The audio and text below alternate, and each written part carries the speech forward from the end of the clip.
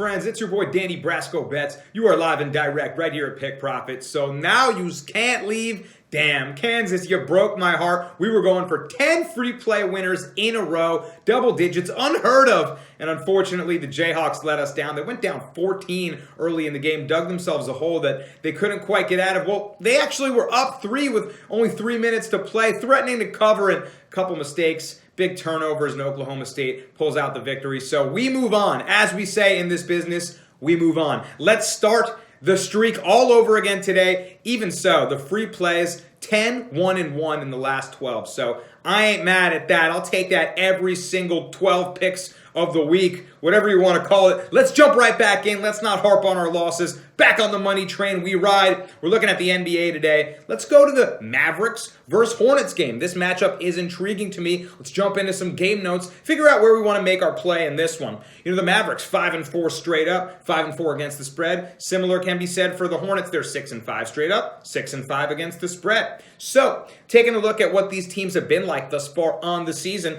Mavericks lost the first meeting in this matchup by a score of 118-99. They're entering this contest on a 3-game win streak, so they've been picking things up as of late. Had a rough start, but turning things around now behind Luka Doncic. And Charlotte, they entered this matchup looking to extend their win streak to 4 games. Again, also started slow, now streaking behind LaMelo Ball, Gordon Hayward balling out. Everyone was like, oh, Gordon Hayward's going to be your star player.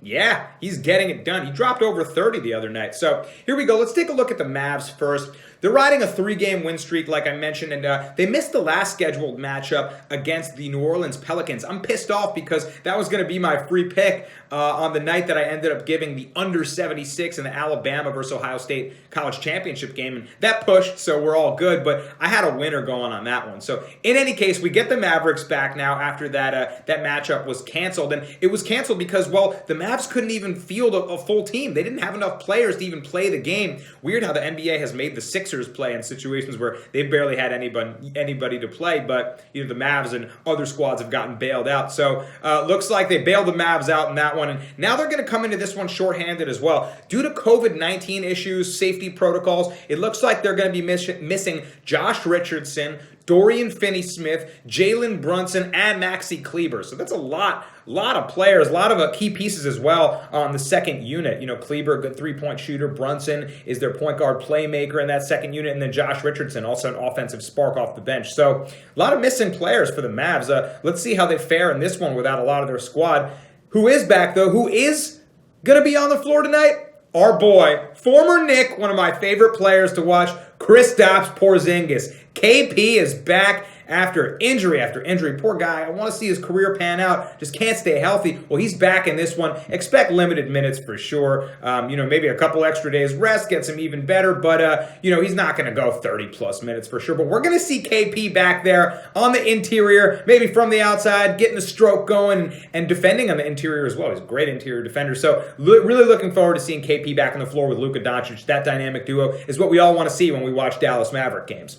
So looking at some rankings, some statistics for the Mavs, their pace of play, always a stat I like to look at. You guys know that by now. 24th in the league. They're playing slow. They're playing half-court offense, not run and gun style. And they score an average of 110 points a game and allow an average of 105.7 points per game. So they're 21st in total scoring. They're not lighting it up. They're in the back half of the NBA in terms of how much scoring output they have on a nightly basis. They're 20th in three-point percentage, so they were even worse to start the year. They were just clanking shots, getting it going a little bit, but still back half of the NBA and how efficient they're hitting the three ball. But I mentioned they're only giving up 105.7 points per game. That's good for 3rd in total scoring allowed in the NBA. They lock down. They're getting it done behind the defense. They brought in some new coaching, and they attribute their better defense to that coaching. We've seen it pan out thus far. They're 9th in field goal percentage allowed, again, defensively, making it hard for teams to shoot on them. And they're 2nd in defending the three ball. Not easy to shoot from the perimeter against those Mavericks perimeter defenders. So really impressive. Defensively oriented this season. That's how they get it done. Looking at the Charlotte Hornets now, well, we know who they got. They got LaMelo Ball. We're all tuning in to watch LaMelo, see if he's going to pan out better than Lonzo. Thus far, it looks like he's pretty promising. He's got that playmaking, dynamic ability. He's straight diming right now. He's got the three-point touch, so he's fun to watch. I like what I'm seeing out of LaMelo early on. He might be a rising star in this NBA. And like I mentioned, Gordon Hayward. Howard, leader of that team, putting up buckets. They got Terry Rozier. They got Devontae Graham. You know, Charlotte Hornets on paper, they don't look like all that much, but they're a scrappy squad, and they're actually playing good basketball of late. Like I mentioned, 4-game win streak. So they're rolling. Let's see what Charlotte's going to offer in this contest. They're 21st in pace of play, so also not running and gunning style, more half-court oriented, slower tempo. They score an average of 108.5 points per game. That puts them at 24th in total scoring. Again, they're not blowing the doors off anybody, but and they're allowing 107.5 points per game. That's good for 8th in total scoring allowed. So also top 10 in total scoring allowed. Both these defenses come into play. Looks like they play more of a gritty, grind-out style, each of these clubs. So, you know, more defensive stats to tip our cap to the Charlotte Hornets on. 12th in field goal percentage allowed. Not that easy to shoot on them. 4th in defending the 3-ball. 2 of the top 5 teams in defending the 3 in this contest going here. And they're 3rd in free throws against. I like that. What that says, they're not giving up easy points from the stripe to opponents. They're not just hacking you and giving up free points from the line. So 3rd in free throws given up. So all that being said, you know, the Mavs are missing a lot of players, especially from that second unit. No Brunson to make plays, no Kleber to hit threes, no Richardson for that spark off the bench. The way they get games done and the way they really win contests is not by shooting the lights off you and, you know, running you out of the gym, but it's by honing down on defense, hunkering down and grinding you out, not letting up a big number on the score total. Same can be said about the Charlotte Hornets. Also, top 10 team in total scoring allowed, top 5 team in defending the 3-ball. They're not letting you light it up from beyond. They're not letting you outscore them. So I think you guys know where I want to play this. Let's look at some trends to wrap this bad boy up. The total has gone under in 8 of Charlotte's last 10 games. The total has gone under in 6 of Charlotte's last 6 games at home. 0-6 to the under, 0 to the over, 6 to the under when they play at home, and the total has gone under in 5 of the last 7 games that Dallas has played. These teams played a lower scoring contest. In this wild high-flying NBA, the total is set at 220.5 points right now. I don't see it eclipsing that with all the Maverick players missing and the way that these teams play anyway. Slower paces of play, defensively oriented. Enough said. Let's play the under 220.5.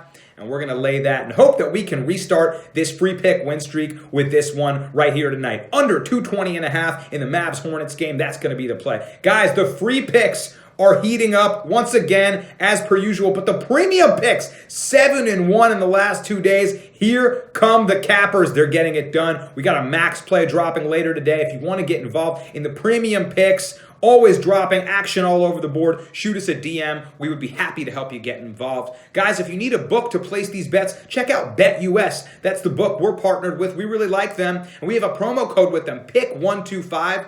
You get 125% of your deposit matched when you use our promo code PICK125. You put in $100, you get $125 in free money. It's that simple. We also give you a free week of picks here. So if you need a new book, check out BETUS. Hit us up. We're happy to answer your questions. You need the premium picks, hit us up. We want to answer your questions and help you guys make money. And of course, free play is always dropping here, so stay locked in. Power rankings dropping later. Thank you guys for tuning in as usual. Guess the correct score in the comments. You get it exactly right. That final score, you win $100. There's so much going on at Pick Profit. Happy that you guys are locked in with us and so much more to come. Thanks for watching. Let's go get this bread. Booyah, Cash App.